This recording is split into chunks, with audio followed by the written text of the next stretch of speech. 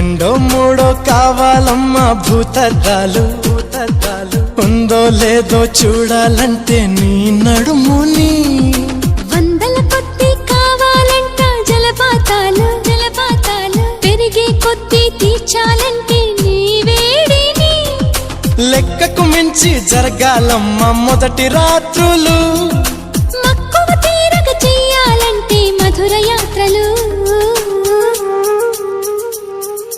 విన్నాను నీ హృదయవాణి వెన్నెల్లలో నిన్ను చేరని మన్మధుడే బ్రహ్మను పూని సృష్టించాడేమో గాని 60 కేజీల దుడుకుతనాన్ని అలుపన్నది ఎరుగని రవితేజాన్ని పలికింది ఆకాశవాణి ఈ కొమ్మని